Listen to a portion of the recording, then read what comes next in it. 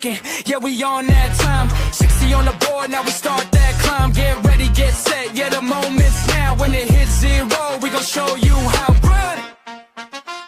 Yeah. Yeah. 50 seconds, feel the energy rise. Heartbeat fast, yeah, you feel that vibe. Lights get bright, yeah, the stage gets set. We ain't even started, but you ain't ready yet. 40 on the clock, now we pick up pace. Every second count, yeah, we in that race. Crowd tuned in, yeah, they locked in tight. Whole room buzzing, yeah, we taking flight. Yeah, 30 seconds left, now we turn it up. No slowing down, gotta fill that cup. Energy peaking, yeah, it's building fast. Blink one time, might miss that blast. 40 on the clock, yeah, we feel the heat. Baseline knocking, got you out your seat. Hands go up, yeah, we ready to go. Whole vibe shift when we hit that flow. 10, 9, feel that energy climb. 8, 7, yeah, it's almost time. 6, 5, yeah, we live right now.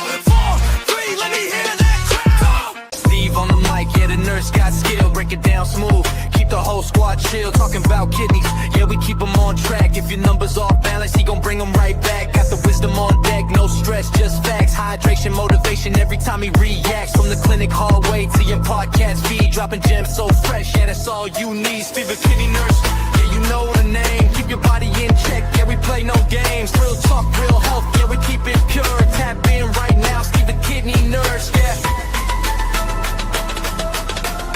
Stevethedneynurse, yeah.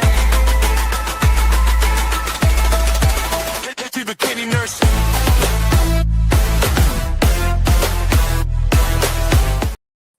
Welcome to Dialysis Life with Steve the Kidney Nurse. Welcome.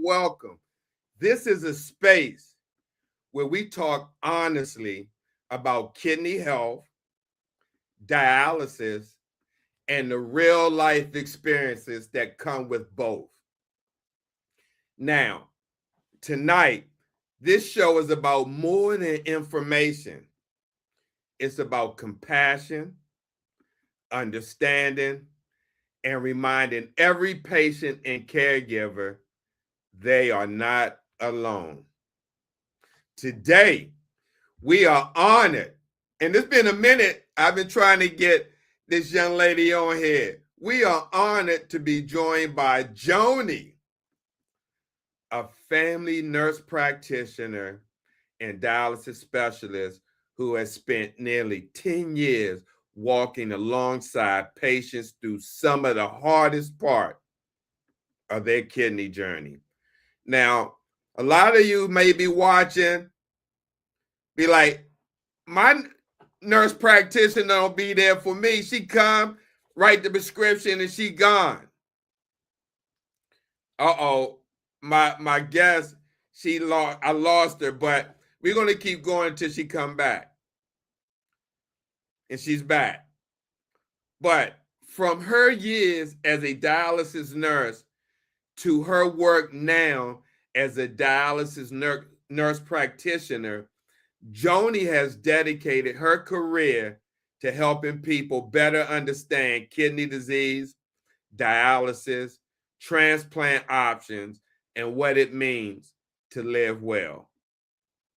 Now, through NephroReach and the Dialysis MP, her mission is to educate, empower, and support patients and caregivers every step of the way.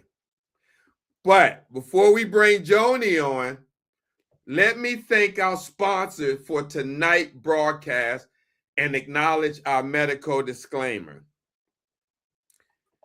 I want to thank Kibo Life because today's episode of Dialysis in Life with Steve the Kidney Nurse is sponsored by Kibo Biotech, makers of Renadel. And let me tell you this, followers of Steve the Kidney Nurse can get a $10 off any product by using code STKN at checkout. Now, let me show you that right quick. Here we go. Followers of Steve the Kidney Nurse will get a $10 off any product at www.renadale.com by entering STKN at checkout. So with that being said, let me also say this. The information broadcast on Dialysis in Life with Steve the Kidney Nurse is for informational and educational purposes only, okay? And is not implied to be a substitute for professional medical advice, diagnosis, and treatment. And with that being said, I do want to thank our sponsor for supporting our show and the kidney community. Now, with that being said, we're going to bring on the lady of the hour. Let's welcome Joni to the show. Let me give her the VIP welcome.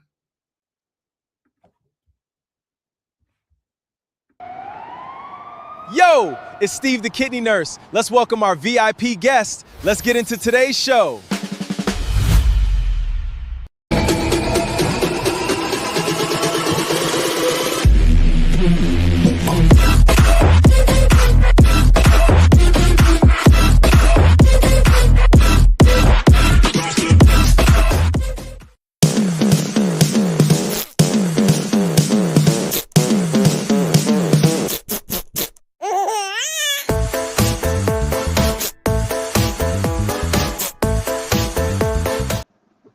Hey, Joni, welcome to the show. We're so glad that you're here. What's up, Steve? How you doing? Everything's good. How you doing? I'm doing fine. I finally got you here. I mean, I know you've been making the rounds. Well, you know. How's everything going? Huh? I said, how's everything going? Pretty good, pretty good. Just taking it one day at a time. Yep. Yeah. How about yourself? Everything good. Same thing. One day at a time. Good. Let me say hello to Peach Teach. Pete Teach, what's going on? Welcome. And then there's Raymond Gathers. Welcome to the show. And anybody else who comes on board, please acknowledge yourself in the comment section. So, Joni, I seen you on Facebook. I remember first seeing your post on Facebook.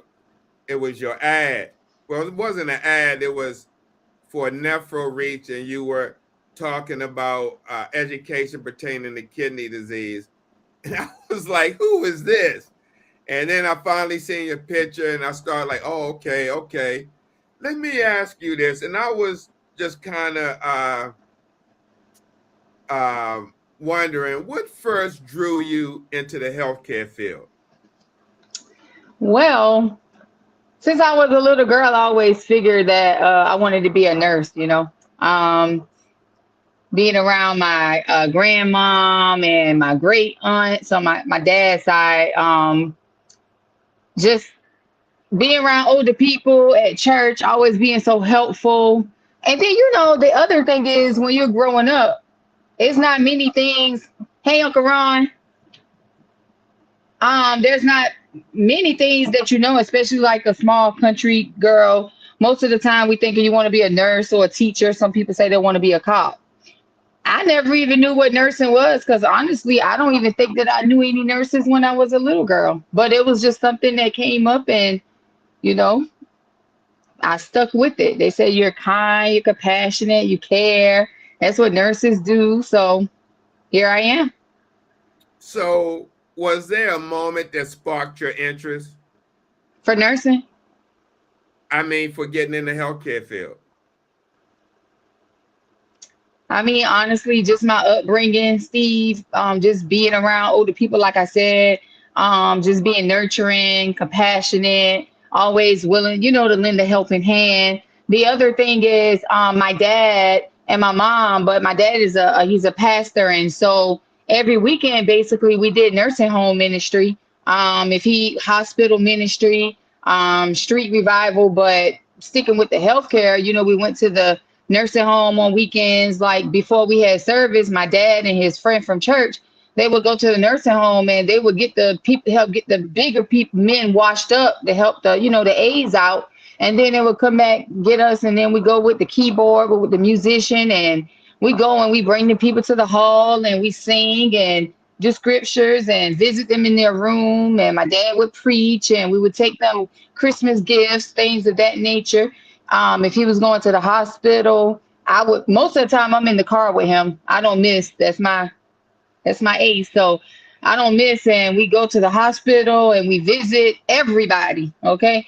And we riding down the road. He said, I'm gonna stop in this one yard, blow the horn, we get out and visit. See how you doing? Say a prayer with them, and just always encouraging. So that's really just in my heart, to be there for people. So you always knew you wanted to help people? For sure. Wow.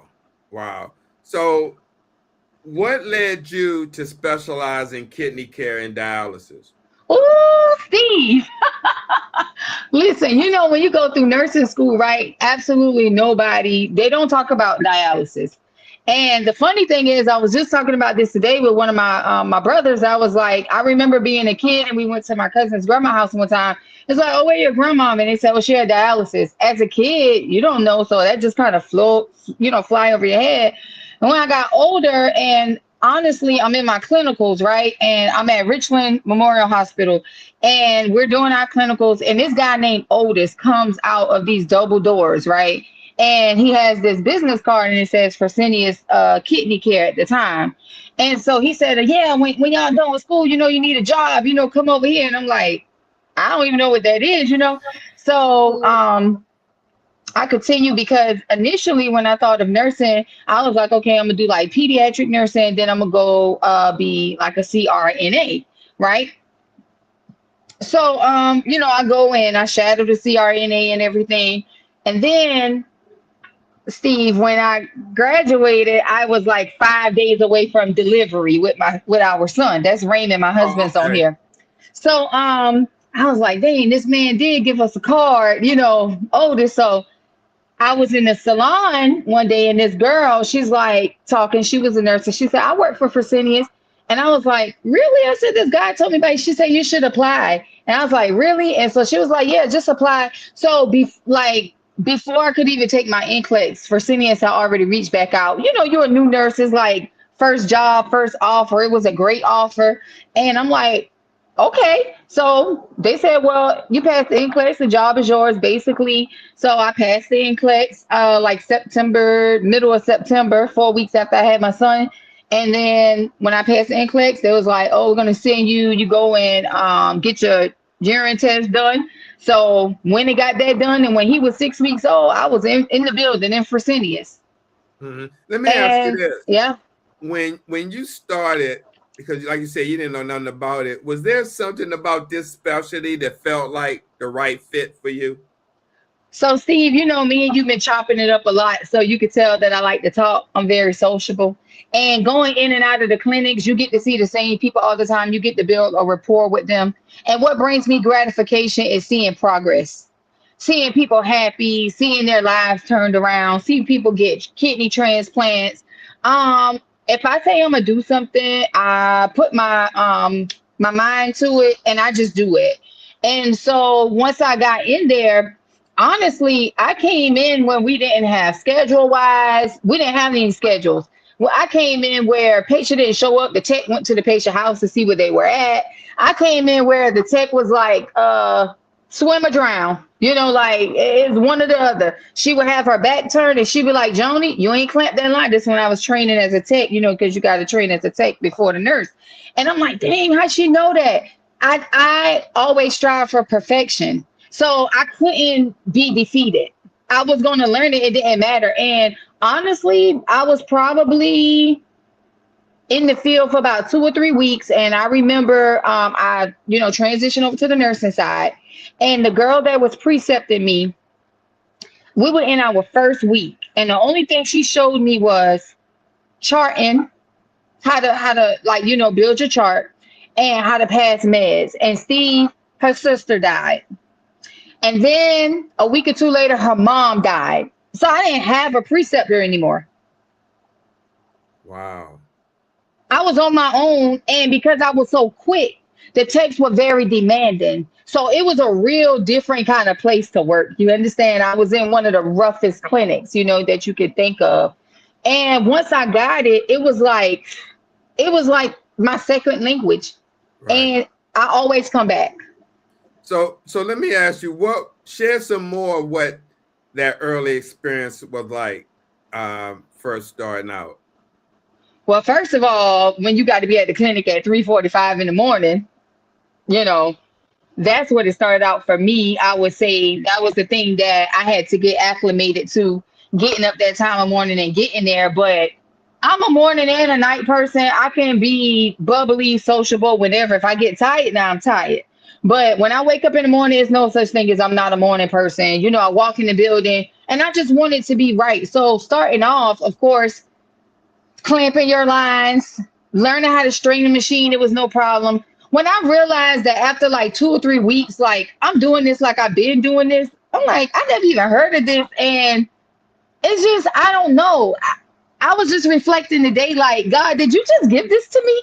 Because everybody's like, how do you go in there? How do you deal with the smell? And I'm like, I don't smell anything, But just going in there, one of the toughest things was probably getting the patients to trust you. Because you can imagine you're a dialysis nurse yourself. It's a high turnover rate. The patients want to protect their access, their fluid management, their diet. They don't want to cramp. When they come into treatment, they want somebody that knows them. So I just took my time and I got to know everybody. I think another of the challenging parts was just maybe getting the staff to understand, like, I know what I'm doing. Hey, Felicia. It's one of my nurses. Hey, Felicia. I'm a colleague too.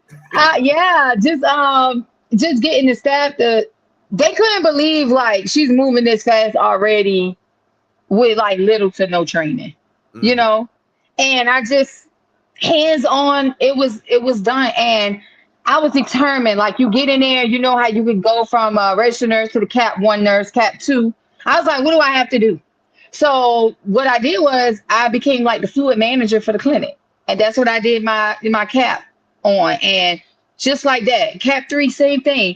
And it's like, I just wanted patients to come in to be happy. This was their second home. I wanted them to feel comfortable. When they walked in, I wanted them to feel welcome. I wanted them to know that whatever it took within reason, that I would do it to make sure that their treatment was the best treatment of their life every time they came in.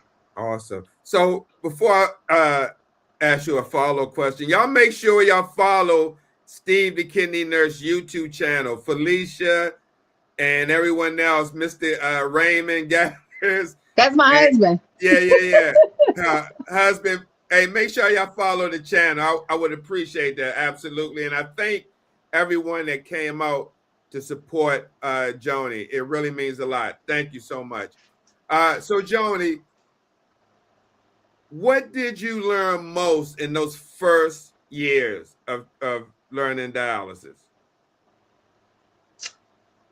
I think what I learned most is trust yourself, trust your instinct, trust your gut, do what you know to do. Don't let people discourage you, because it became hard after a while dealing with staff, because I don't like to say that people are jealous or have a problem with me. I never like that. I like to satisfy everybody. I like to be friendly with everybody. But it becomes a challenge when people are challenging you in areas where it's not necessary. It makes the job hard. When you know you're doing the right thing, you're following orders, you're doing proper assessments, you're learning what you're doing. You understand, like you're learning that the patient is not just specific to the machine. Dialysis is very patient specific. So it's different for every patient. When I started to go off course, like out of the book, because I felt like I learned enough from the book, and I started to understand each patient on their machine, how their treatment was going, how things needed to be adjusted, the things that I should be asking the doctor, the way that I should step in as the nurse before going to the doctor. I think that that made some people just a little bit intimidated as a colleague, because it's like, well, I'm not doing that. Why is she doing that? Like, she thinks she know everything. No, like I know what I'm doing, you know? And so sometimes I will pull back off of it because I didn't want people to see me that way. But then the other breath is I would try to help them the same way I was working myself, so we can have continuity of care in the clinic. And instead of them gravitating to the knowledge or the, I would say, expertise, you know, that one has already had, because it's people before me with that are expertise. So I listen to them. We all can learn from each other. They started treating me like I didn't fit in. And that made my day hard sometimes. Like hard, like I would leave off the floor and just like go cry for a minute and then come back in, because I couldn't let my patients see that. But I had to be a stand-up person for my patients, even though the odds were against me, even though I was doing the right thing. Wow. Wow. Let me ask you this. How did working directly with dialysis patients shape your perspective on care? Man, listen, they became family. You know, like even still, sometimes I'll pull up a chair to the patient if there's something that's going on and I want to have like a one-on-one. I just don't want anybody to leave and say I didn't do my job. You know, I don't want people to go home and feel bad. You know, I want to make sure that when you left, you were taken care of, and when you came back, you had a good report. You know, each time I look forward to my patient come back saying, man, when I went home, I felt good. You know, when I went home, I didn't have any cramping this time. You know, when I went home, I wasn't as thirsty this time. You know, when I went home, I was able to better manage my fluids. I wanted to include them in their care. You know, patients that had issues where every time I come in here, the scale is off, the scale is broke. I said, well, you know what? Let me do you a solid. You got a scale at home? I do. When you get up, I want you to take all your clothes off, use the bathroom if you can, and get on the scale. And whatever that weight is, you write it down and you bring that in when you come in. But be mindful now, if you eat or drink anything before you come in, I want you to write that down too. I'm trying to make them feel like they were a part of their planning, a part of their, hey, that's my mom and dad. I wanted them to, mom and dad. I wanted them to feel like they were a part of the decision making, because when they are, it makes them look forward to the next time. You know what I'm saying? It makes them feel valued and appreciated. And we just got a closeness like that. I got to know them like they have children or, you know, spouses or any family, you know. Even one of my patients helped name our baby girl. You know what I mean? Oh, wow. So yeah, I mean, it's just I like to include them in things. If they were in the hospital, I go to a hospital and visit them. Yeah. I get their number, call their family members. You know, I just, my foundation is what keeps me solid as a nurse in the field that I'm in. Right. We can tell you have some great parents. Let me ask, do your parents have a garden? No, but my uncle does, and he got good collard greens I too. want some vegetables. I just, you know, let me tell you something. I'm in the city, and I know we can grow vegetables, but it's nothing like getting fresh vegetables and fruits from someone living down in the South, like Virginia, North Carolina, South Carolina, Georgia. So Yeah, I gotta need a spare. Send some up to DC.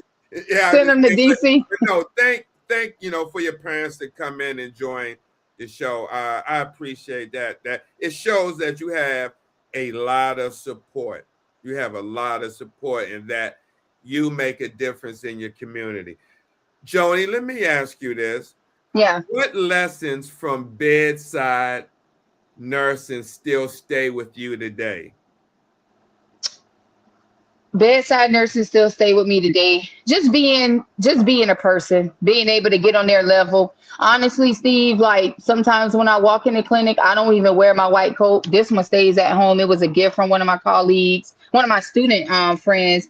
I go in the clinic, I'm real regular. You know, I walk in, I'm like, hey guys, you know, just to the nurses, to the techs, to the patients. I just want I just wanted to be like family, just feel good. Hey Tay, just feel good. Like just I want them to know that I understand.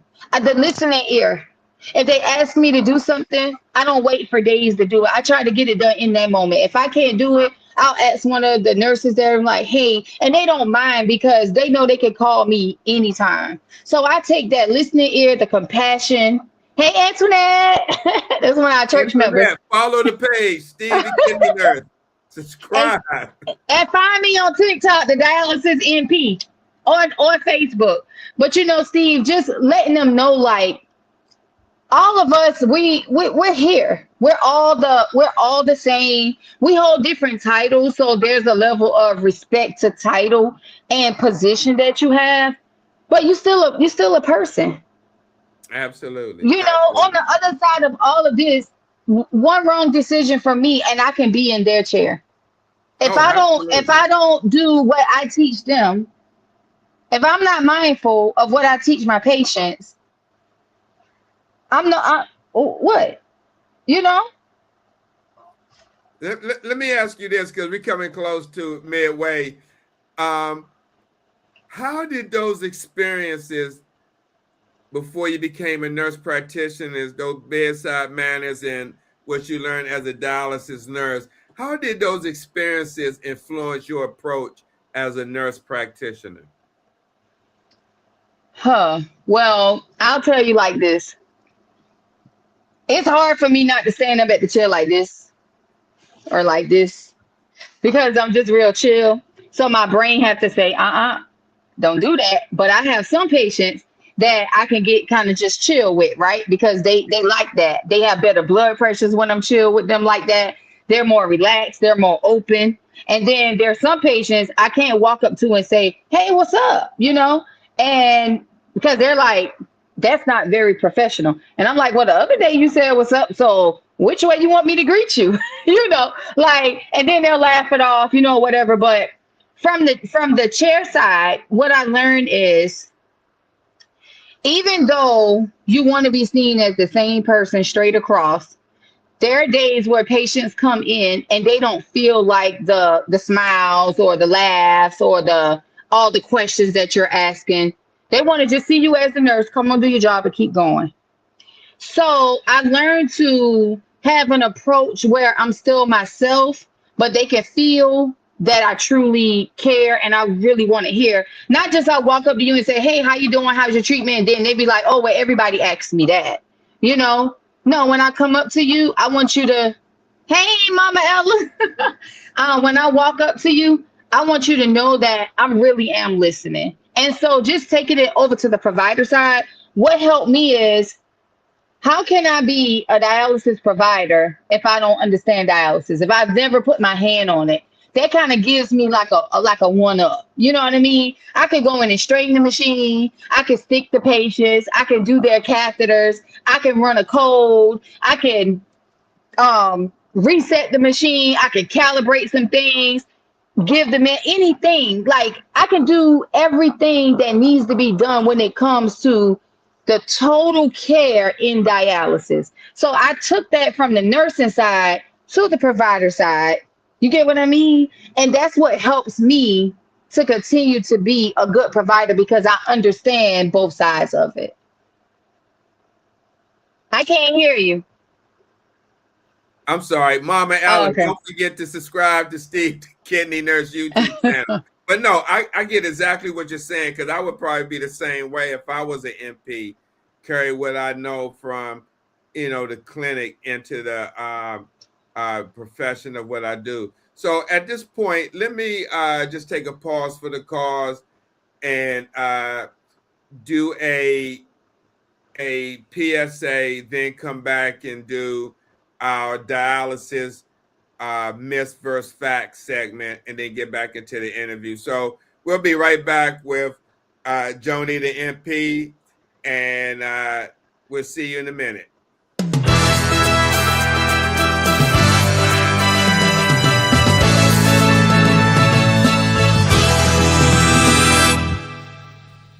Hello, I'm Darren. We have breaking news.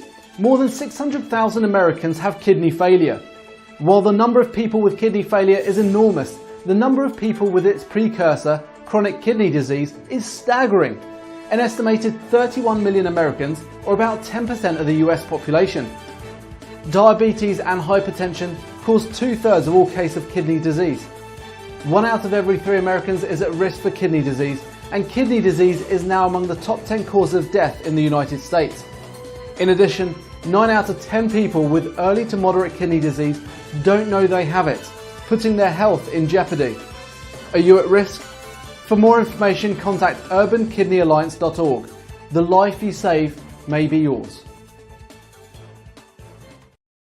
So, welcome back to Dialysis Life with Steve, the kidney nurse. So, this is our Myths vs. Facts segment where we have 3 myths versus facts, and we ask our guests to expand on it.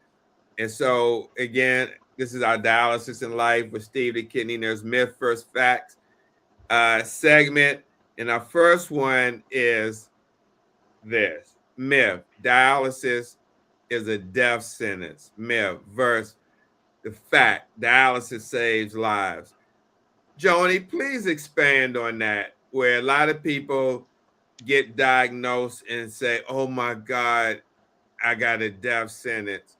But in fact, it's the opposite. Can you expand on that as a nurse practitioner? Yeah, the only way that the myth becomes a fact is that you don't do what you need to do to live. Some people get diagnosed with chronic kidney disease and stage renal disease.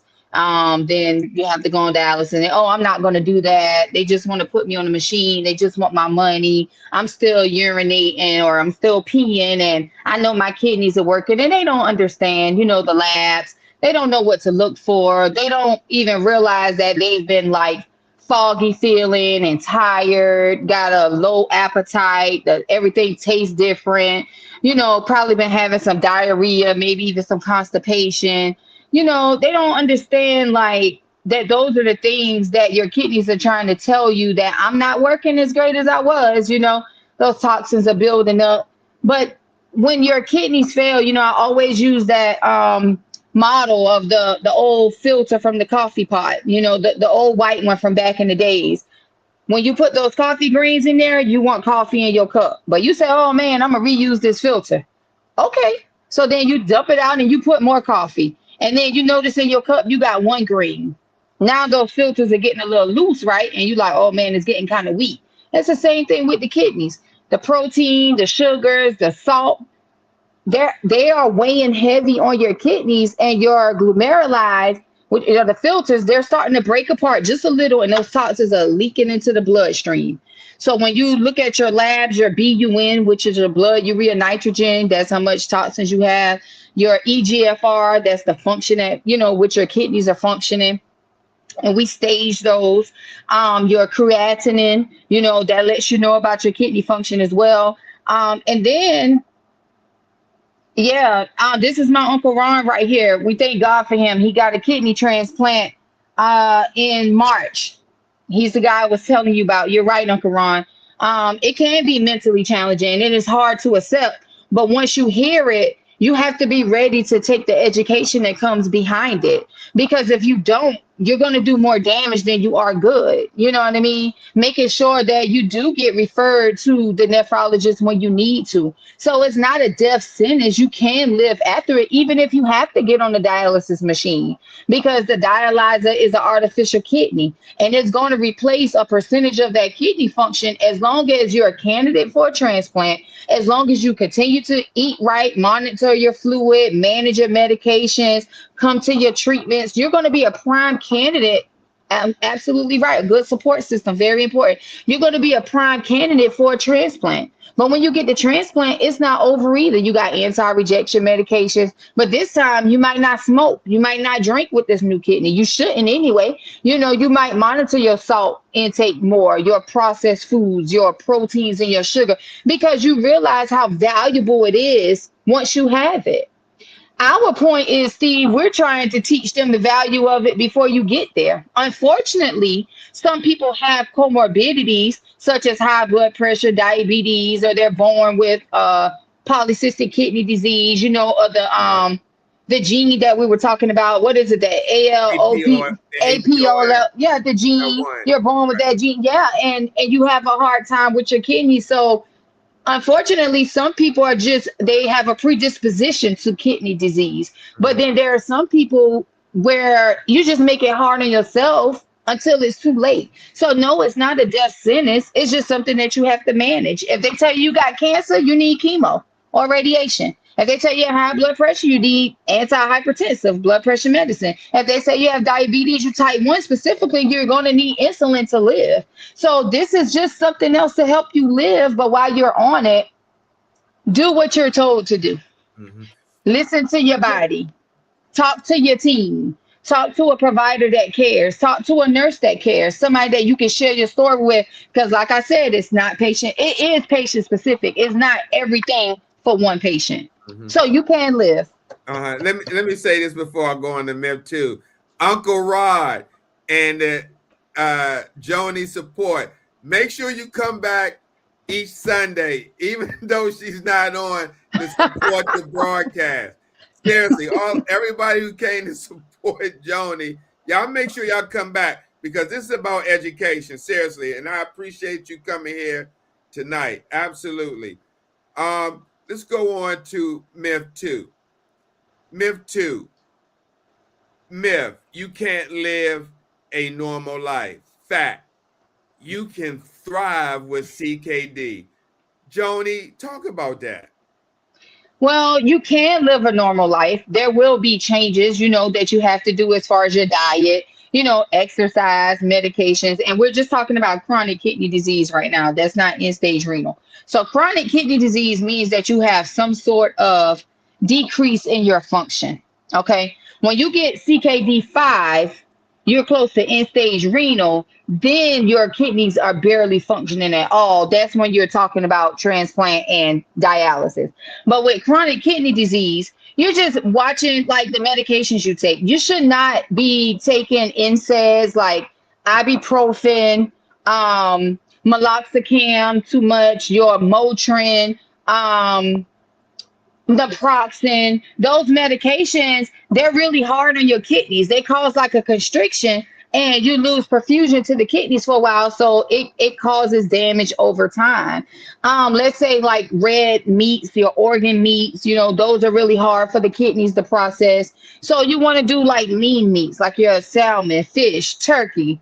I'm not saying you can't have a little pork and beef here and there, but some of us, including myself, very guilty on steak a lot because I like it, but it's not good when you start, for your kidneys. It's not. A lot of sodium, it's not good. Drinks that have like sodas or juices with dyes in it. Those things are processed and filtered through the kidney. So when you start to learn what's healthy for the kidneys, you'll see like, man, I can do at least 90% of that. And every now and again, I might dabble into the things that I really like that I shouldn't, but I can't make it something that I do ongoing. It's a serious thing. So yes, you can live, you see a nephrologist, hopefully a kidney doctor or a kidney provider such as myself, and we put you on medications that are kidney protective to help prolong the disease from, progressing, because you can. Right. You can. The other thing, Steve, chronic kidney disease, you have to be careful when you get those CT scans and they do the contrast dyes. Those things will shock the kidneys. And once you have injury from contrast dye, that's irreversible. Irreversible. Yeah, I've seen that a lot. Unfortunately, I've seen that a lot. Contrast dyes, and try to educate that as well when I do my education. I mean, you can say get in a car accident, right? Had no issues with no kidney problems, get in a car accident, hurt your back, and they want you to go get a CAT scan or something like that, and you drink that dye or whatever. They inject it, yep. Yeah. However they do it. And if you never had that before, that can shut your kidneys down, put you in AKI. Yeah. There's a lot of things that people don't know, and that's what boggles my mind when it comes to education, why more people are not, especially people that are that are at risk, and they may not know they're at risk unless they get the education. So let's hop into our last myth, first fact. Kidney disease, myth, always painful. Fact, you may have no symptoms. Can you expand on that? Absolutely, because it's the silent killer, blood pressure. You know, your kidneys help regulate your blood pressure. What's a silent killer? I tell people all the time, I actually do have a patient who runs 200 systolic, 100 diastolic. He's like, I'm fine. I'm fine. I say, yeah, I know you're fine, but you're going to kill yourself. You know why? Because you have allowed your body to develop a threshold that you're a high functioning at such a high pressure, and your body is going to give out. Your heart is going to give out. You're going to have a heart attack. You're going to have stroke. You're going to have an aneurysm.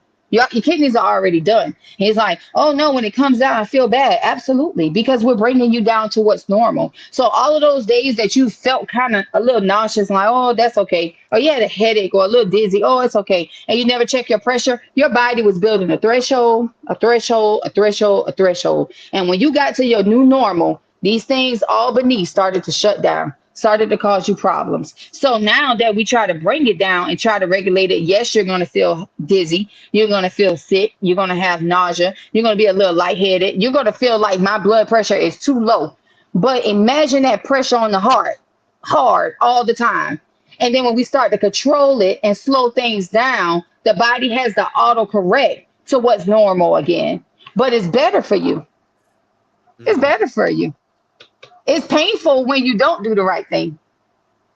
I agree. I agree. So, all right, Earl, thank you for participating in our Myth vs. Fact segment. So let me continue with the interview. What motivated you to become a family nurse practitioner? You want the truth? Yeah. I was sitting in dialysis one day, and I was sitting at the desk. This is a true story. I was sitting at the desk, right? And this little white girl came walking in. She had a coat on. She had a paper in her hand writing.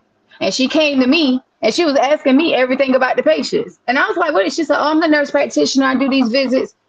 I said, I can do that. I'm not joking. I said, I can do that. So I started thinking, like, every time the doctor come in or the practitioner come in, they come for a report. Whatever I give them and whatever I suggest, that's what we were doing. That was the plan. So I said, well, why do I have to wait on a provider if I could be the provider? Wow. So what did you hope to do differently in that role? I hope to manage blood pressures better. I hope to manage people fluids better. I hope to care about them when they cramp better. I hope to be able to get them on the transplant list sooner. I hope to be able to provide the education on the provider side to them without crossing over the scope of practice, in the right role, the right way. I wanted to be able to do it without boundaries because I know what they needed. I watch people come in. Steve, we had a patient one time. This is a true story. He's gone now. He would get so high before he come to treatment because he couldn't stand the doctors. He couldn't stand the practitioners come around because he said, they don't even say nothing to me. So he would get so high, or if they did say something to him, he said it didn't make any sense. So one time he wrote on the paper, he said, I am high, pass by me. Seriously. He said, I'm high, pass by me. In my mind, you got to be able to reach him too. You're just going to pass him by and let him die? Well, sure indeed, he coded in the clinic one day. And, that was that. But those people, they need people that relate to them too. You can't let this make you too mighty. When you come around, you need to be able to relate. You need to be able to relate to the people. Some of the people, thank you, Felicia, and I appreciate all of your support and your help. She's a hardworking nurse in the clinic too. I really appreciate you.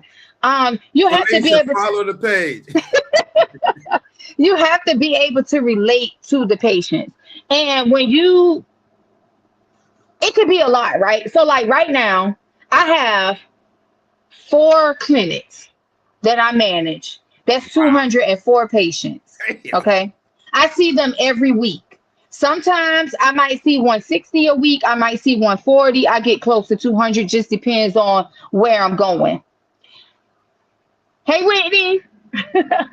When I get home, Steve, I can chart on my patients with no paper because I remember what they told me. That's how important it is to be attentive as a provider. You got to find a work-life balance, but you got to appreciate what you do. You understand what I'm saying? You got to make sure that you value the work that you do and that you value your patients. These are people, family members. Imagine if it was you or your family member, in the chair. Thank you so much. You have to put yourself there. That's what when I started in 1985 as a tech in Austin, Texas, that's what I did. I mean, I was only 21 years old. I don't know why I was thinking. I was a newborn. Yeah, I would put myself in that position at that time. So I definitely understand what you say about that. Let me ask you, how has that transition from nurse to nurse practitioner expanded the way you help patients? I think it expanded from me knowing the actual technical side of dialysis, being on the hands-on side, and then understanding that in its totality, and then coming to the side where I can actually assess a little bit deeper. I can actually write the orders, be the person that makes sure that the treatment is accurate for the patient. So because I know what's going on the technical side, the provider side is not that hard. You understand what I'm saying? I also can appreciate when I was nursing on the floor, there were times that I did round with the doctor. Oh, thank you so much, Tasha. Thank you so much. Is there this were times nephrologist? No, she's a podiatrist, I think. Oh, okay. She's a cousin on my husband's side. But thank you. Welcome to the show, Doc. Yeah, they knew me before I was a nurse. But there were times where, I would round with the doctor because we didn't have a charge nurse. So they put me up in the charge nurse position. So I'm listening to what she's saying. And I'm like, I like to study too. I like to read. And I like to listen to other people that are in the profession talk. So it kind of like makes sense. It builds a story. And some of the things I'm like, that doesn't make sense to me. Oh, that's why you do that. I started learning way back when. And then there were things that they would do that I was like, if I was a provider, I wouldn't do that, or I might care a little differently, or I don't know. Yeah. All right, I'm listening. Doc said this is excellent, and yes, I will follow Steve. Tasha, find me on TikTok, the Dialysis NP. But yeah. Let me ask you this. What do you wish more people understood about kidney disease? I wish they understood that once it's done, it's done. And that once it's done and you have to come on dialysis, it takes 3 days of your week, unless you're doing it at home, because you can still have independence at home. You can do your 5 days, hemodialysis. Some people do 6. Or you can do your peritoneal where in your stomach where you just exchange fluids. Thank you, P Teach. Find me on TikTok. If you have any questions, you can send me a direct message. I'm always available. You still can travel with your machines, just like what you're doing, Steve, the home dialysis, peritoneal and hemo. Steve, You're that nurse. So they still have some freedom to be able to do that. You just have to take your kidney around with you. Basically, it's the kidney on the outside of the body. But when I have patients that will work in normal lives, have normal lives, have small kids. We've had a patient that's pregnant on dialysis, and they come in and they have to run 6 days a week. It takes away from your freedom, from being out there. And unfortunately, some people can't help it. But there are some people that just actually, at my son's scrimmage on Thursday, I saw this young guy vaping, right? I was like, you want your kidneys or you want your lungs? And he was like, thank you, my girl. We started from the bottom. Now we here, Tay. Tay's a nurse too. But And me and her started off going to medical assistant school together, and we both got kicked out at the same time. We've been riding for a long time. But yeah, he's like, well, I mean, you got to go somehow. And I said, really? He said, I drink a lot too. I said, well, pre-diabetes, yeah, we can talk about that. He said, well, I drink a lot too. I said, well, you really do want a chair at my clinic? And he said, well, I'll ask for you when I get there. A young African-American male, he probably looked like he in his 30s. He did not care, because of the way that these stimulants make them feel, the way the alcohol make you feel. We're all guilty of doing something in the past. But it's like when you know better, you do better. But some people don't want to know. And then when they get too late, it's like, oh, well, can you please put me on the transplant list? Or why do I have to go on this machine? Or I can't afford. Hey, Shaq, thank you so much for joining. Why do I have to go on this dialysis machine? I can't afford my medications. I can't take these binders, I can't stop drinking. I can't control my fluids. Well, when someone tried to teach you, you didn't want to hear it. You thought it was a game. It's not a game. Right. Imagine your kidneys don't work and you're swollen. Because sometimes, guys that's on here, ladies, gentlemen, after a while, when your kidneys start working, you also lose the ability to urinate. So all of the urine that you get rid of every time you go to the restroom, imagine that just stays in your body. We have to pull that off at dialysis. So can you imagine being limited to 32 ounces of fluid every day? Can you imagine having to take binders, big old chewables or pills or powder every time you put a bite of food in your mouth? Can you imagine not being able to eat French fries and tomatoes and oranges and bananas and tomato, just the things that you normally eat because you got to worry about your potassium? Can you imagine coming in and getting 2 needles in your arm or in your thigh or in your stomach or the catheter in your chest and your neck 3 days a week? Can you imagine not being able to move that fluid and you're cramping and you're screaming and you're crying and somebody like myself got to come massage your feet or press your legs up against my leg or give you some mustard or some pickle juice or make you some chicken bouillon in the back? Can you imagine your blood pressure dropping and you throwing up on the machine, and you just don't know what's going on? Can you imagine being allergic to the dialyzer, to your artificial kidney? Can you imagine? That's hard. There's the dialyzer. That is your kidney, and those are the needles that we use. That's your kidney 3 days a week, and those are the needles that we use when you come to dialysis. Yeah, here goes the catheter right here. And that's the catheter directly into your heart. Mm-hmm. So let me just say this. We got some questions. We're definitely going to get to your questions once after I finish my talk with Joni. So please stick around. She's going to answer your questions. Joni, what are some common misunderstandings with kidney disease? That the dialyzer does everything once you get on it. Hormones are not regulated by the dialyzer, but they are by the kidney.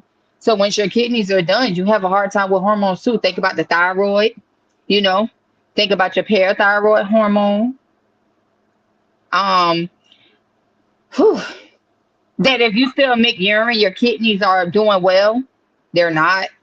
Water can be stealing, but the toxins are still in your blood, Other common myths are kidney stones are okay, because people were asking me about that today. Like, do kidney stones cause kidney damage? Absolutely. If that stone is not going through the urethra, that urine is backing up and it's causing pressure in the kidneys. You can have an acute kidney injury.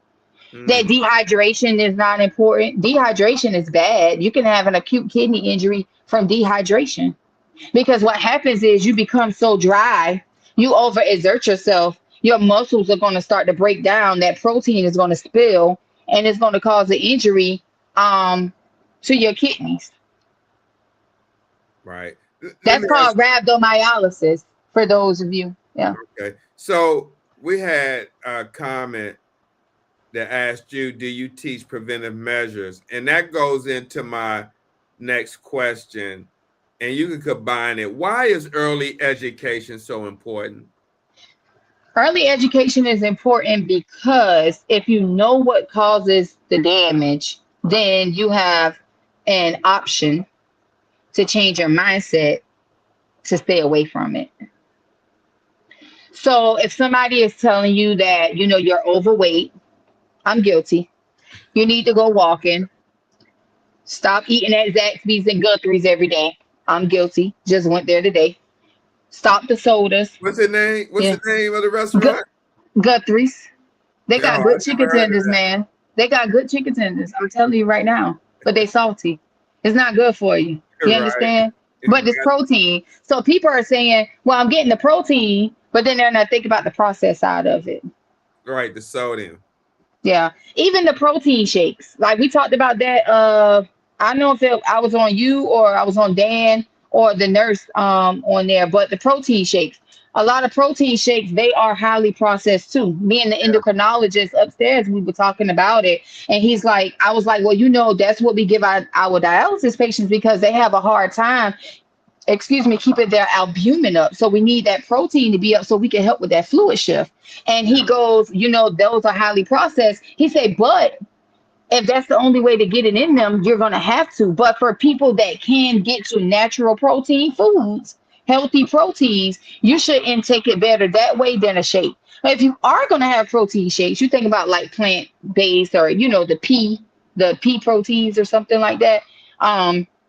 Those kind of things. A Premier is not bad every once in a while, but I see these people that are doing like these Premier protein fasts and they're doing like 3 or 4 shakes a day for like 10 days. That's a lot of processed proteins on your kidneys. Yeah, not only that, but the glucose and everything else that calories that come behind that. Yeah. Joni, how do you help patients feel more empowered in their kidney care? I get them a hug. I get them a hug and I ask them to bring their medications in. If they say, oh, I forgot, I'll say, call me when you get home. Call the clinic when you get home. I'll give them a nurse to speak to. I want them to feel like they understand what they're taking, that they have the support in anything, that they're doing regarding their kidney care. I even encourage if they can self-cannulate. Let's teach you how to stick yourself, or listen to your access at home, make them a part of their journey. Or like I say, weigh yourself before you come. When you come in, weigh yourself. Let's talk about it. Let's talk about why you gained so much today. Now, every now and again, I got a few patients I got threatened a little bit. I'll be like, you know what? You're getting out of control with this fluid gain. I'm going to give you 15 more minutes. And they say, no, Miss Joni, no, Miss Joni. I'm like, okay, then that's your homework. When I come back next week, I want to see that your gain was less. Guess what, Steve? I might show up at the next treatment.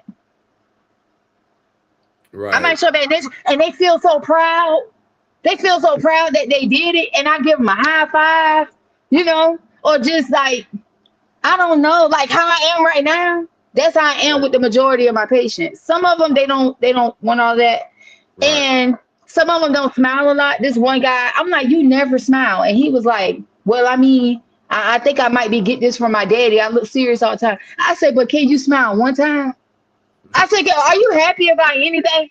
Like you losing weight. We got your Monjero switched over. We got all of this stuff going, and you're going to be on the transplant list soon. And he started laughing. Now when I go in, he chuckle every time I go in. You know what? That make him look forward to coming so we can talk. And, have a good time. They look forward to that. There are people, Steve, that tell me they don't want to transplant because they won't get to come to the dialysis clinic anymore. Wow. That's their life. That's all they got. Yeah. This is their social life. You know it.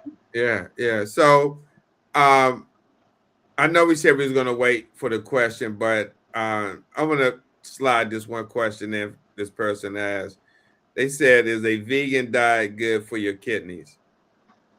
I mean, tofu is one of the recommended proteins, when you have some kidney disease. I don't know a lot of like vegan foods because I like food. I could be a pescatarian, and I have been, and that works well for me. But vegan foods, I know who's asking. That's Arisha. Hey, Auntie Arisha. She does well when she did a vegan diet. She lost a lot of weight. It can help with your blood pressure. A lot of people feel. And so if the blood pressure is well managed and maintained, that takes pressure off the heart and the kidneys.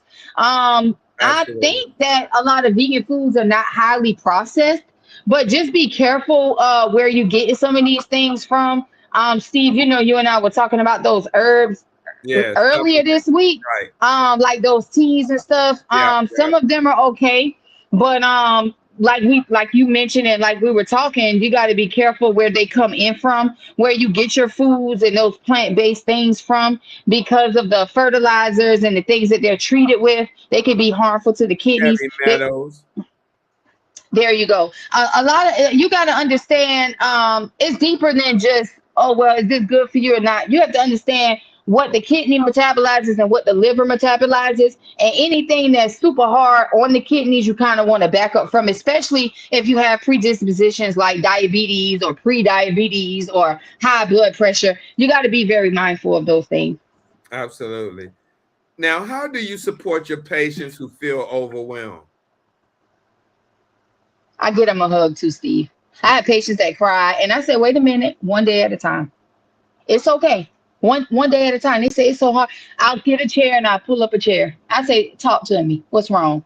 Sometimes it ain't got nothing to do with dialysis, Steve. Sometimes it don't, and sometimes it do. They're like, I gotta come here. I can't go to work anymore. You know, hey Craig. Oh, Dr. Craig, Dr. John.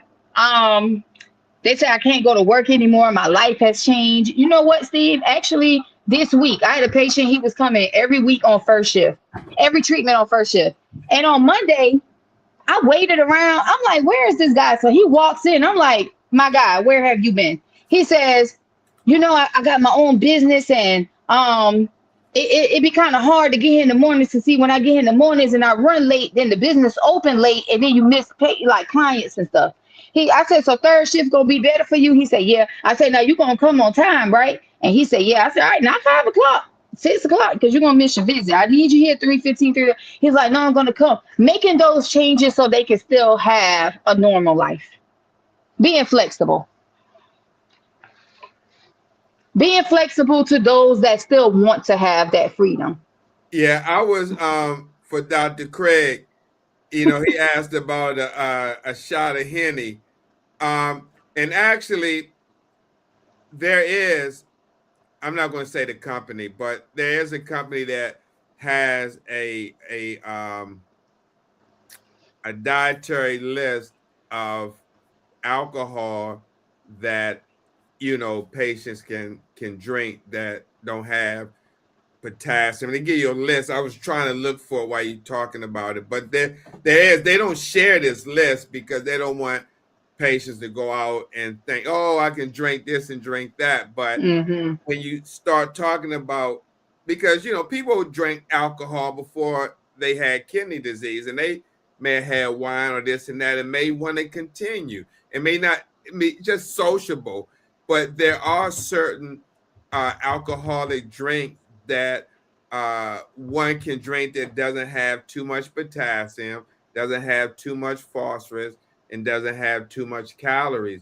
However, you need to, if you decide to do that, I have to say you have to talk to your nephrologist or nurse practitioner, especially if you're dealing with diabetes, because of the carbohydrates. Turns into sugar, yeah. Blood sugar. So, but there is, because a lot of people I see in a lot of these groups that you talk about on Facebook say, no, you can't do that. You can't do this. You can't do that.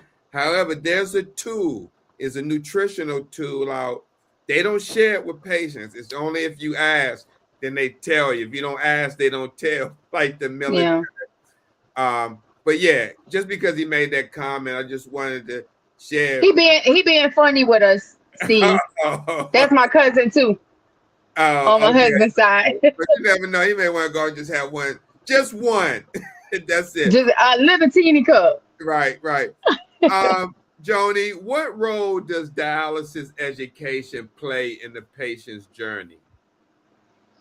I think that if they understood dialysis more, then they would have a little bit more peace about it. You have a lot of patients that come in and they don't even know that they got to come 3 days a week. They don't even know they're getting 2 needles in their arms.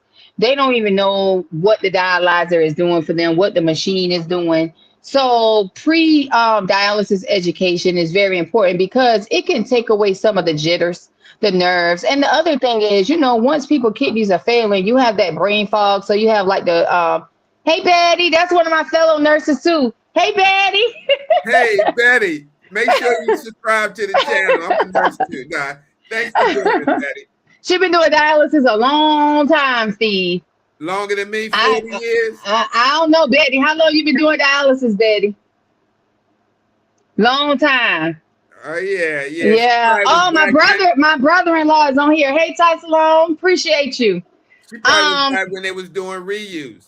I don't know. She might respond in a second. But yeah, we work together a lot. She's a really good nurse. Awesome. But Awesome. however the case may be, they don't understand what dialysis is, and they don't. 17 years. Okay. Yeah, she's doing it. She's amazing. But they don't understand what dialysis is. They don't know what the dialyzer do. You get in there. Can you imagine walking in the clinic with 19 other people or 49 other people if you're in a 50-chair clinic and everybody on the machine, people doing well or people passing out or people throwing up, they sick, or you running a cold and somebody die in the chair. You understand? Like, that's a lot of nerves. Yeah, Right. that's a lot of nerves. And so being able to educate people about these things before they come, it doesn't take away all the fear, but it kind of gives them what to expect. But then, like, you think about when they have kidney failure, you have all of these toxins build up. You're not going to remember everything that you're being educated on. So continuous education is the best education. Continuous education is the best education. You said something, and I got to put a plug in right now. I said the same thing when I wrote my first book, How to Survive Outpatient Hemodialysis, a guide for patients with kidney failure. Because what I wanted to do was put a book out there that if someone, before they started dialysis, and you can get this on Stevethekidneynurse.com, but if someone started dialysis and they read this before they started, they know what to expect. Soon as they go through that door, they know what to expect from a nurse perspective.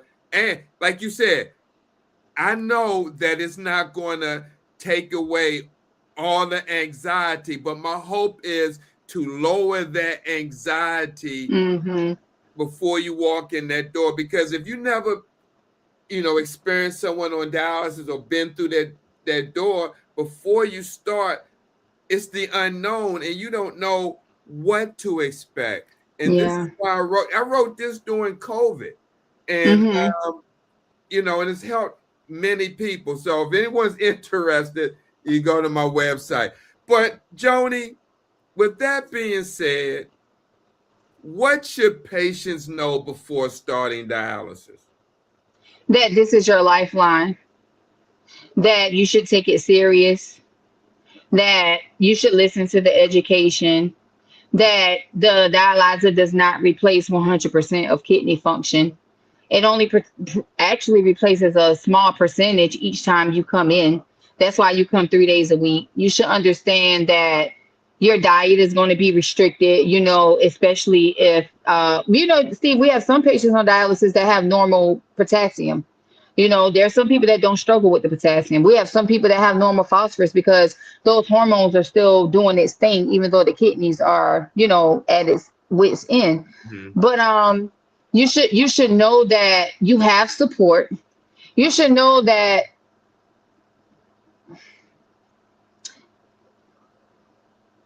all staff is not going to be the best staff. So just like you have issues at home, other people have issues at home. And sometimes, unfortunately, people bring those issues to work. So sometimes their bad day becomes the patient's bad day. So you got to know how to overlook those people too. But patients have an expectation for professionalism. So no matter what's going on at home, that's not their problem, right? Yep. But on the professional side, I remember like maybe 3 years ago, there was this guy I was taking care of since 2016. I'm talking about if they went to the hospital, I called him, I talked to his wife, I took care of him, I babied him in the clinic a lot. And there was this one time, Steve, his machine was going off. Everybody know he don't like his machine to go off. But unfortunately, on this day, I was the only person on the floor with 20 patients. You know that's not right, right? But people were off the floor in the bathroom, on the phone, on break, whatever the case may be. And I am taking care of somebody with low blood pressure and going out, so I need to fluid resuscitate them. Correct? His machine is alarming, and it's not even stopped. It is the bicarb. Okay? The machine has not stopped. He is pissed off. So I finally get to him and I say, hey, it's because your jug was just changed. It needs time to regulate. Yeah, well, mom, I said, listen, I said, can you give a little bit of grace? I said, do you understand that we wake up at 3 o'clock every morning to come in here and take care of all of y'all? I've been taking care of you since 2016 and you never had to wait on me. Never a problem. Can you look around and see I'm the only person on the floor? Even if it wasn't me, just anybody. Get a little bit of patience. Right. Some of them have no patience.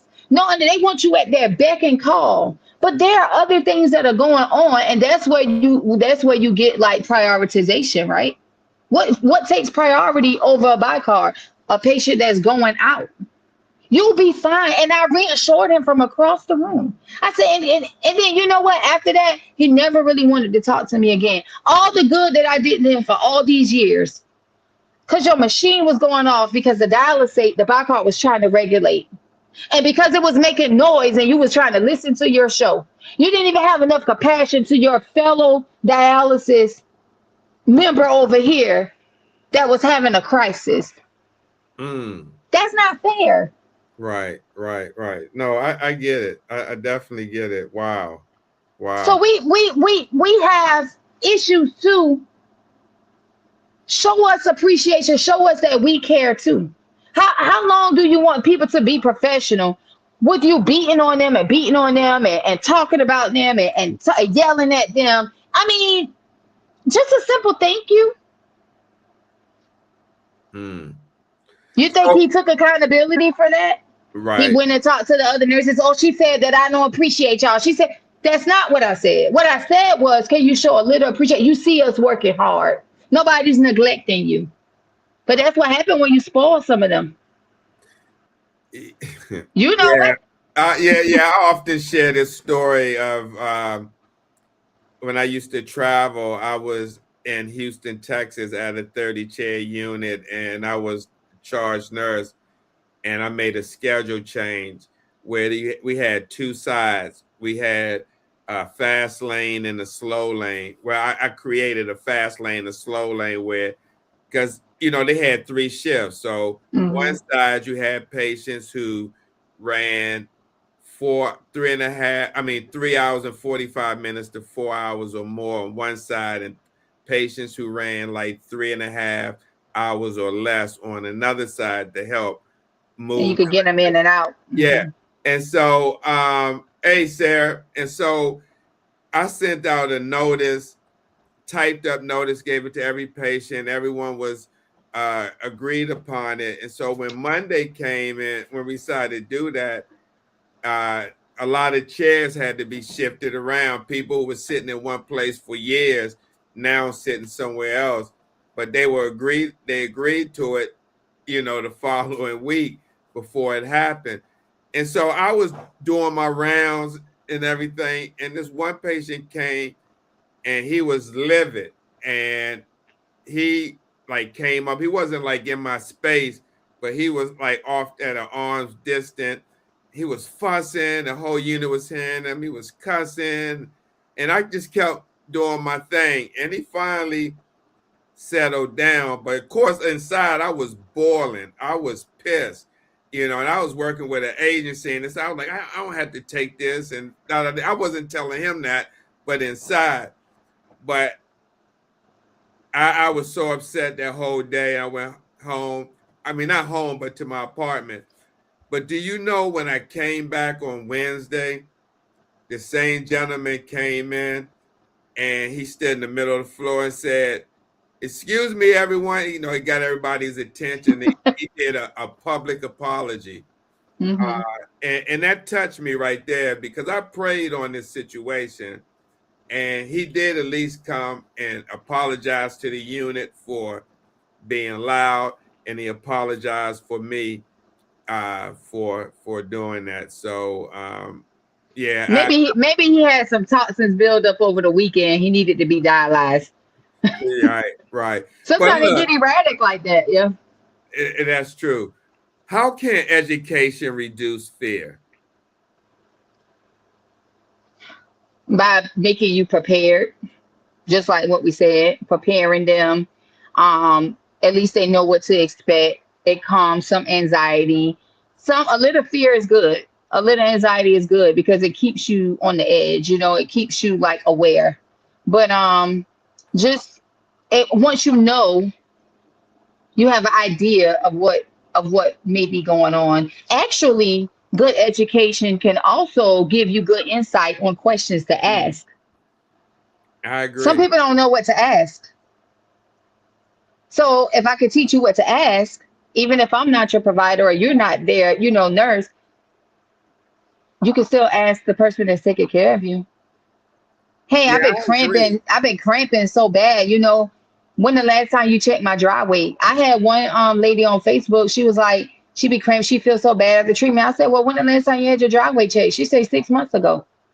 She said, but I always, watch what I eat and stuff. Baby, 6 months ago, something done changed. Yeah.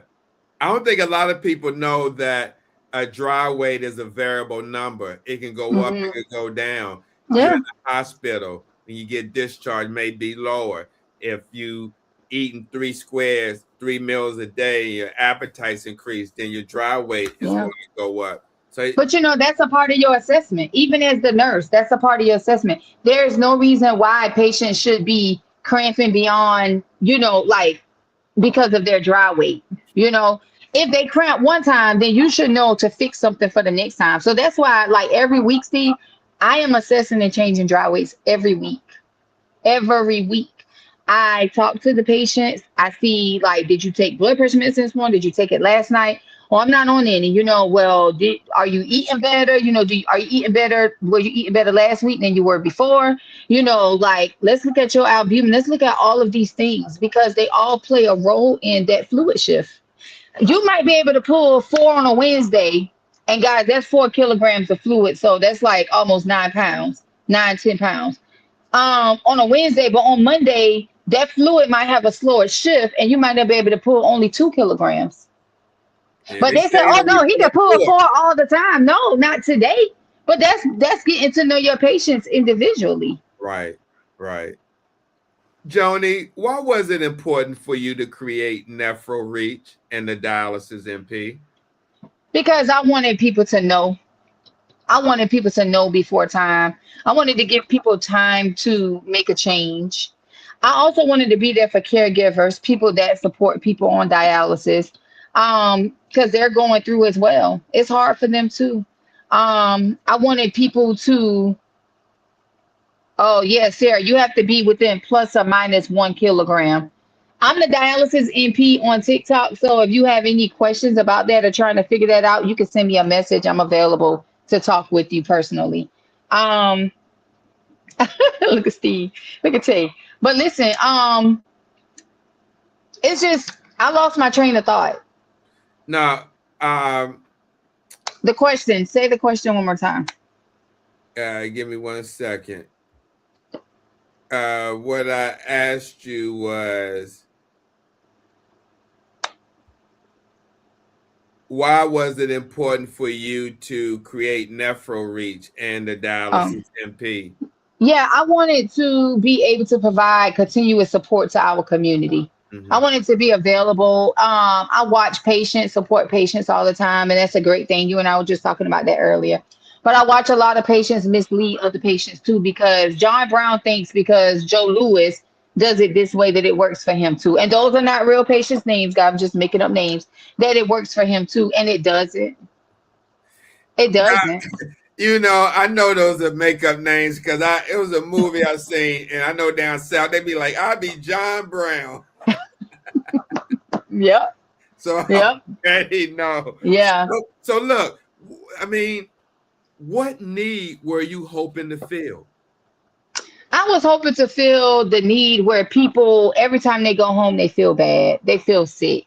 They feel like I can't do dialysis. It's too much on me. I mean, this can't be life, you know? I want people to know that there are people that thrive, that still go to work when they get off dialysis, still are part of their children's lives. They get to go to their schools, they get to go on trips. They don't have to miss anything. I wanted them to know that this treatment it could be altering, but it's also life-saving. You can still live. You got a chance. It's a second chance. That is not as bad as the stigma that's out on it. A lot of people make it like it's all about the money. And for those companies, maybe they are. But you have providers like such as myself. Let me tell you something. I am watching those labs. If I could get you off dialysis, baby, you coming off.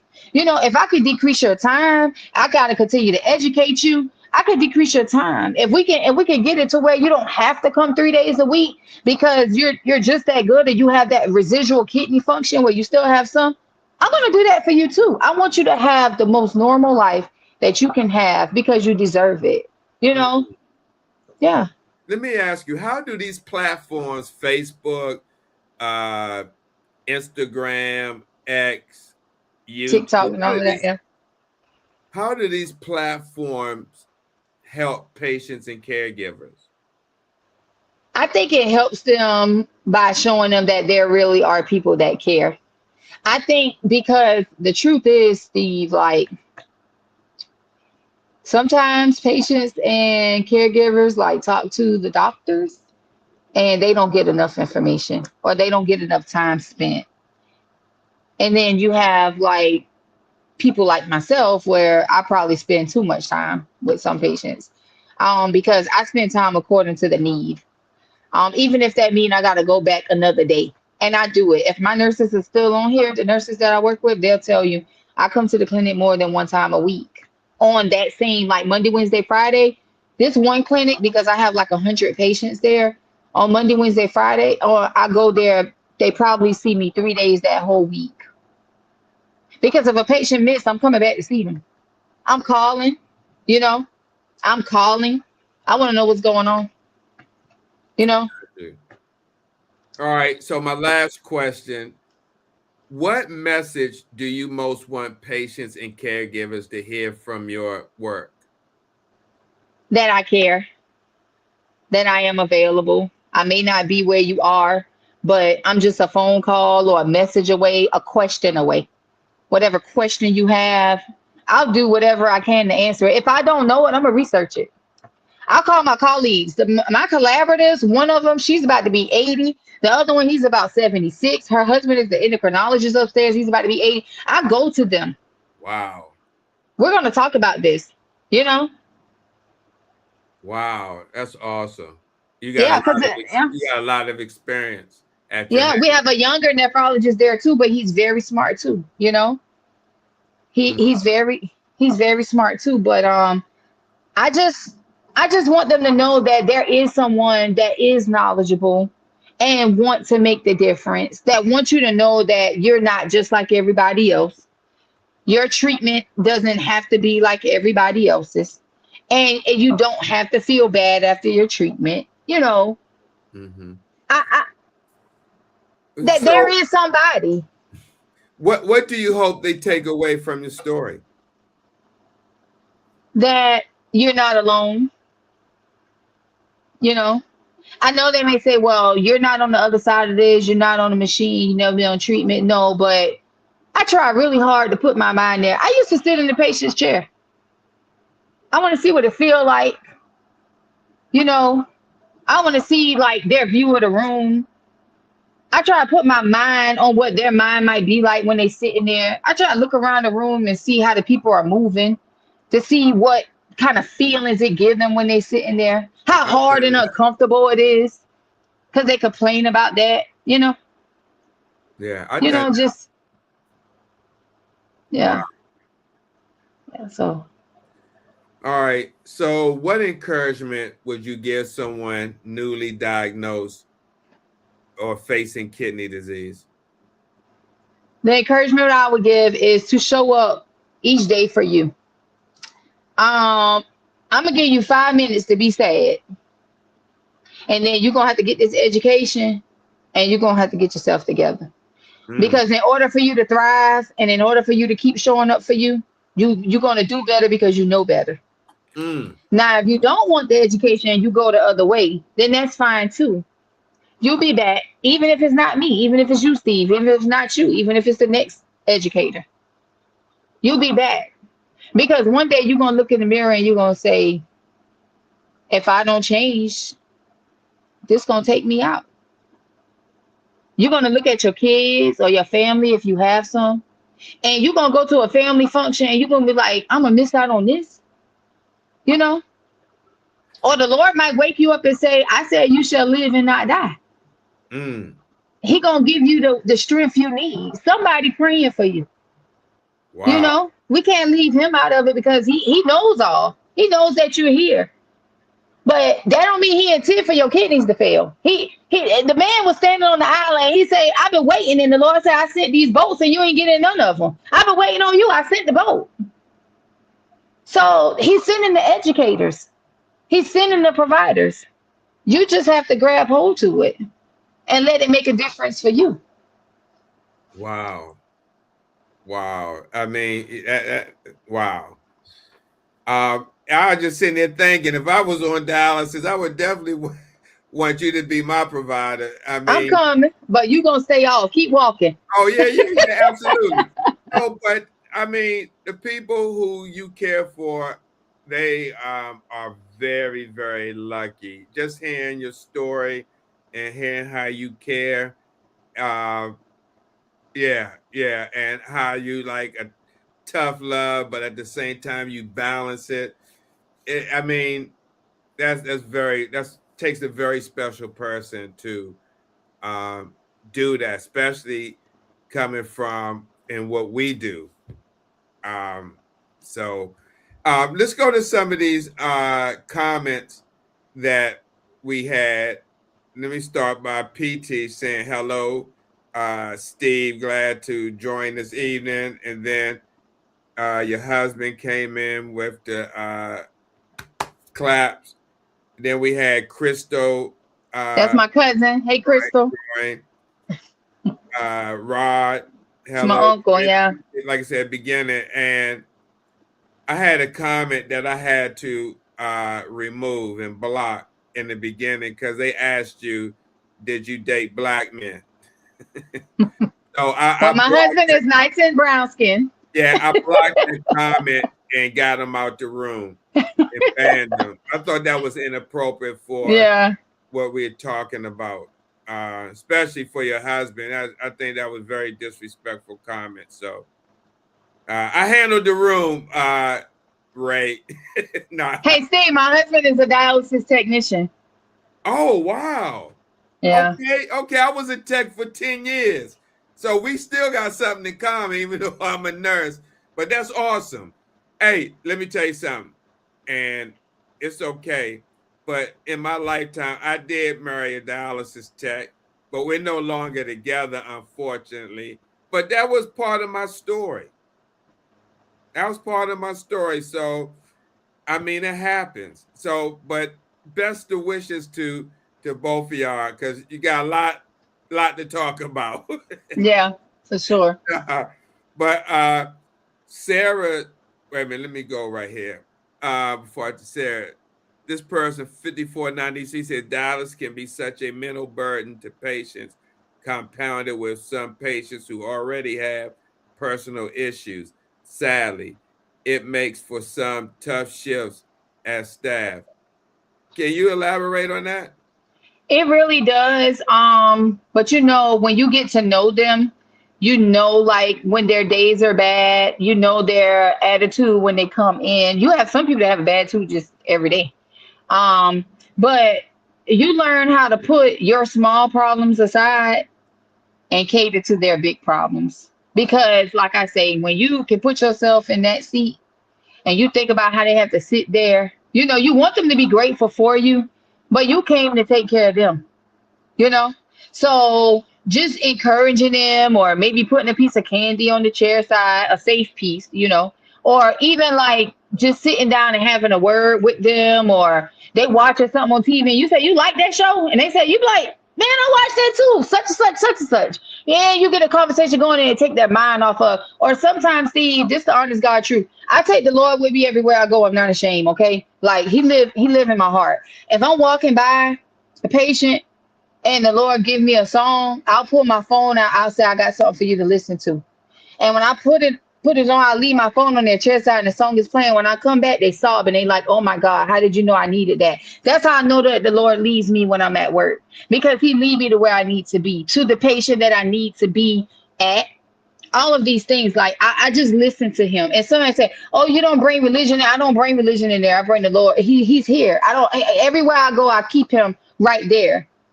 Because I'm nothing without him. I have no direction without him. I don't know that somebody gonna pass out on the machine, but there are times when he tell me, walk over here. I'm not joking. Walk over there. I get over there and the patient needle out, blood everywhere.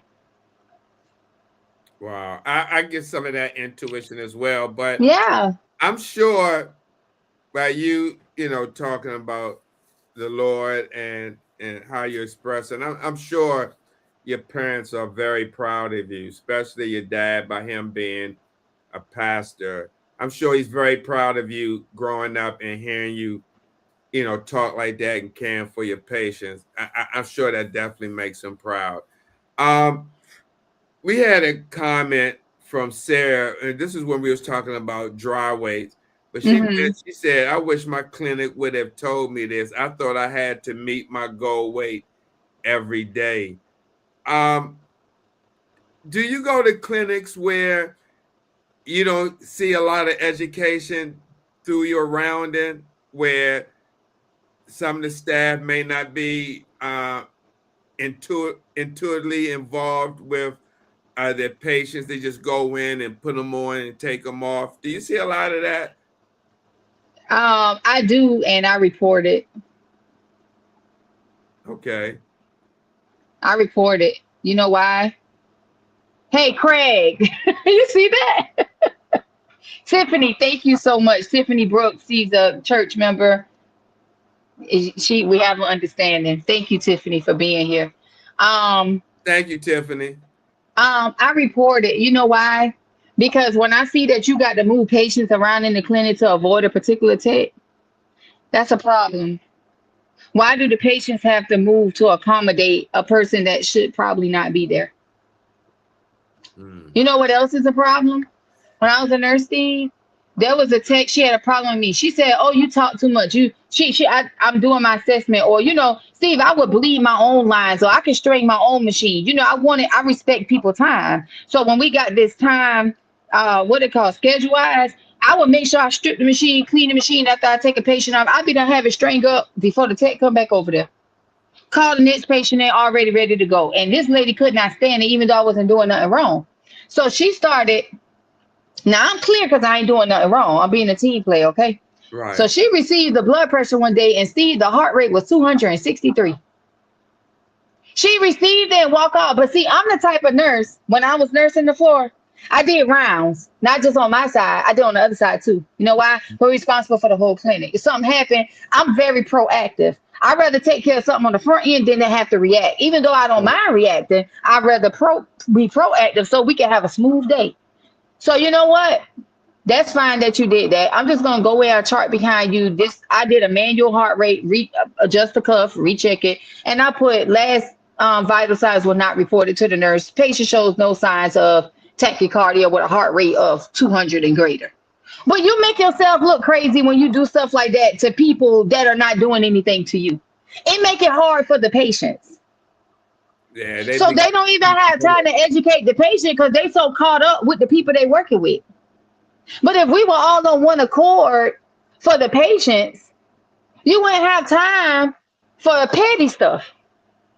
I always say that if people came to work, once they cross that clinic floor, come from the back and get on that floor, that everything else is put to the It's side obsolete.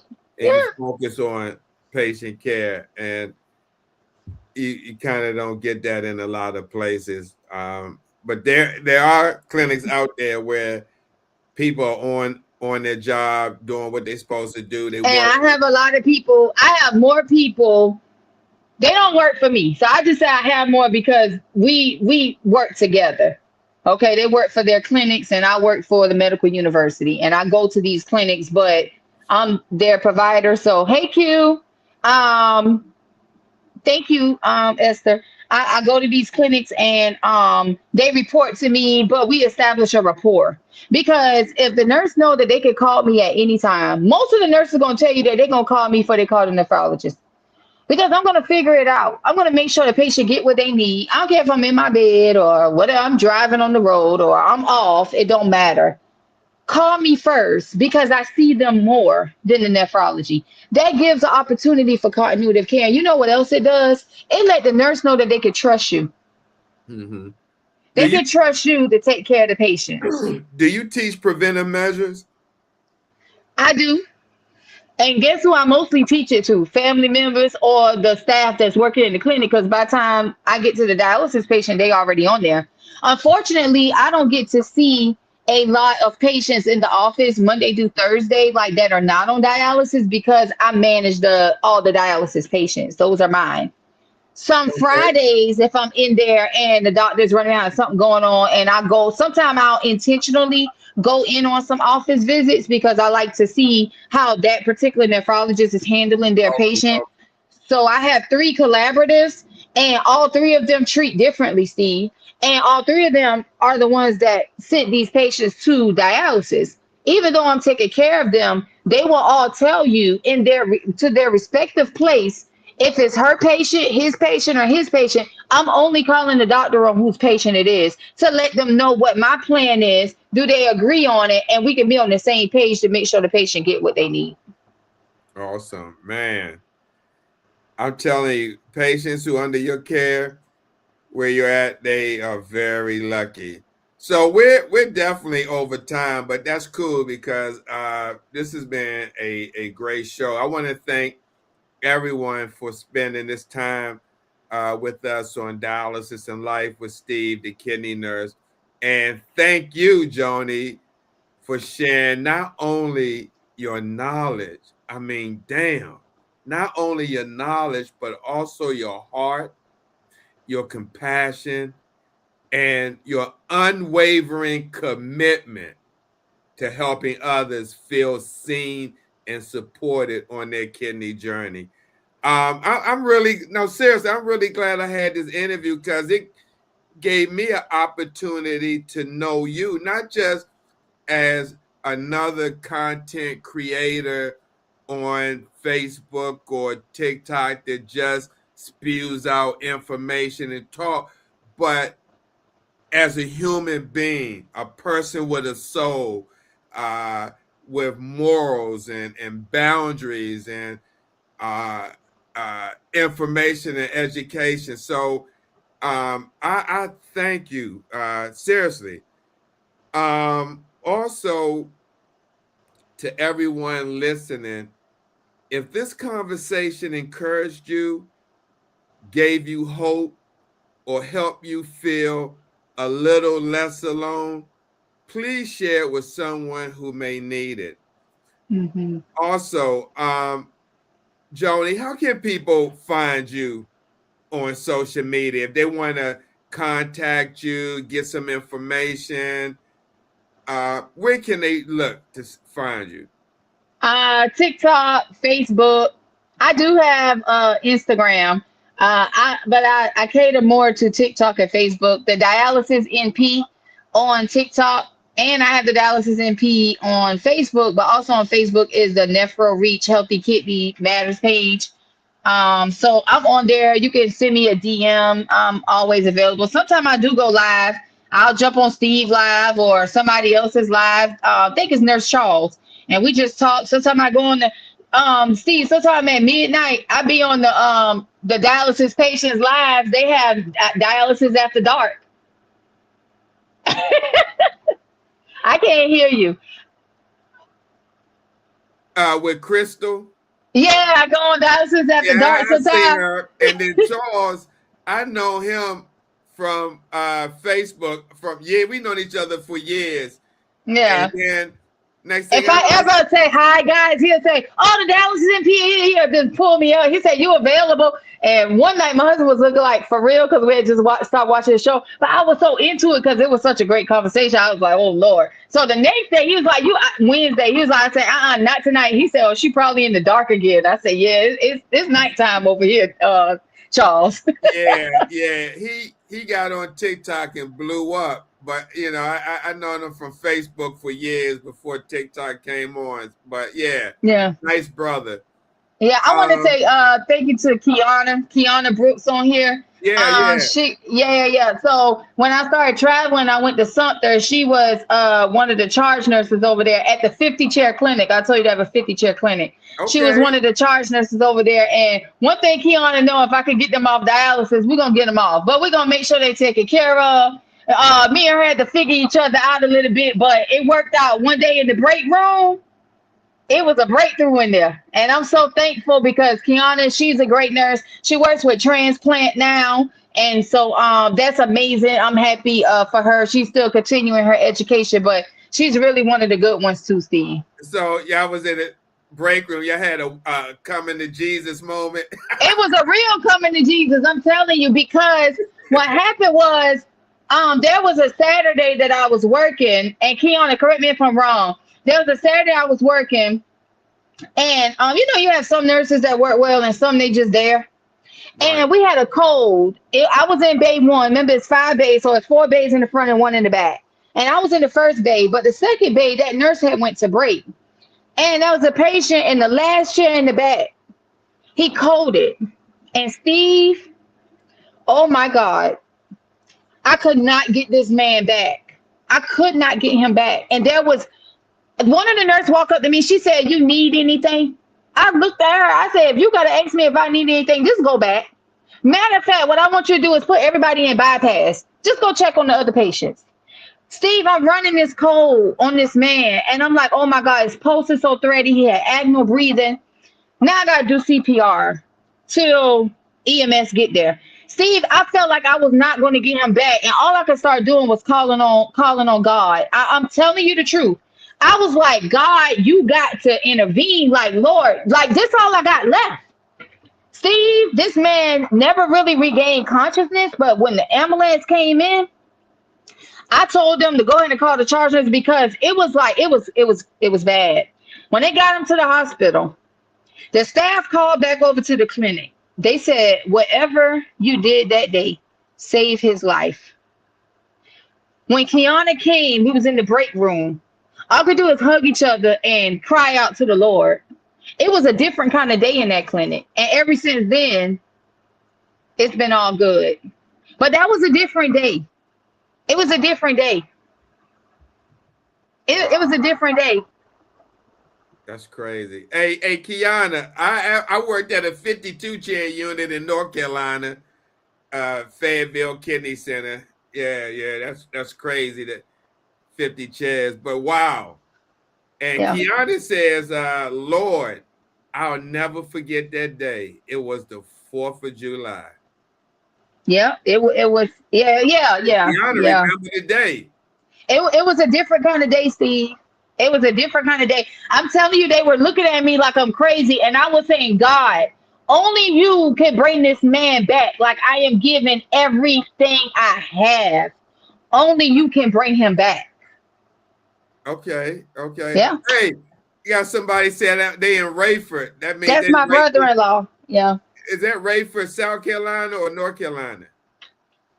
I don't know. Ty, is that? I don't think Rayford. It's South Carolina. Because I don't know where that is. Yeah, Fayetteville. But anyway, Joni, again, I want to thank you. Yep, North Carolina. Yep. I want to thank you for coming on seriously and sharing your story and all your wisdom and knowledge. And look forward to having you back again and chopping it up. So, again, thank you. And I want to thank everyone else for watching. And to everyone, until next time. I want to say thank you. I want to say thank you too, Steve, too. everybody that was invited, that showed up tonight. You're right. I got a huge support system. We don't get to see each other very often. As you guys can see, it's busy out here, but it's all love. Family, non-family, my church members on here, staff, I'm just thankful. I'm just thankful for everybody. And again, I'm a phone call away, a message away. I'm available. I am available. Let's try to do better by our health, guys. There's nothing to be ashamed of either. Please don't be ashamed. If you have kidney failure or you've been told you need a transplant, different things, don't be ashamed, because you never know where your blessing is. You never know. Closed mouths don't get fed, right? You never know. Right, So don't be right. ashamed. Don't be ashamed. You're not alone. It's millions of people over the world with this disease. Millions. You're right. Steve, I appreciate you. I appreciate you for having me here. When I started NephroReach, when I started my media platforms, I had no idea where this was going. But my husband said that the Lord was going to make room for me. And I believe that. I believe that because I know that he gave this to me. I didn't have no idea about dialysis, kidneys, nephrology, none of this. But it's been an amazing journey so far. And I'm looking forward to, continuously carrying it out and just being who I am and staying like in his will as he continued to carry me through this journey that he has planned for me. So thank you for this opportunity. And I look forward to the next one.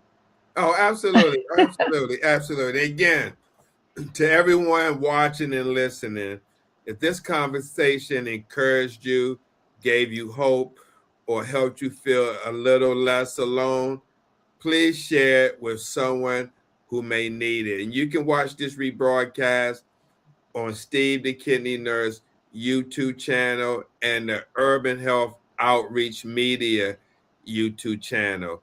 Until next time, take care. Oh, let me see. We got a comment before we go. Absolutely. Absolutely, Gwen. That's Sister Gwen from church. Thank you for coming in, Sister Gwen.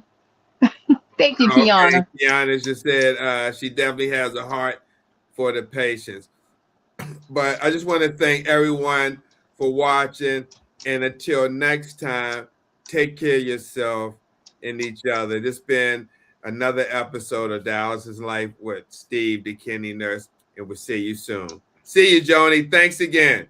See you later, my guy. All right. Steve on the mic, yeah, the nurse got skill, break it down smooth, keep the whole squad chill, talking about kidneys, yeah, we keep them on track. If your numbers off balance, he gon' bring them right back. Got the wisdom on deck, no stress, just facts, hydration, motivation, every time he reacts. From the clinic hallway to your podcast feed, dropping gems so fresh, yeah, that's all you need. Steve the Kidney Nurse, yeah, you know the name, keep your body in check, yeah, we play no games, real talk, real health, yeah, we keep it pure, tap in right now, Steve the Kidney Nurse, yeah.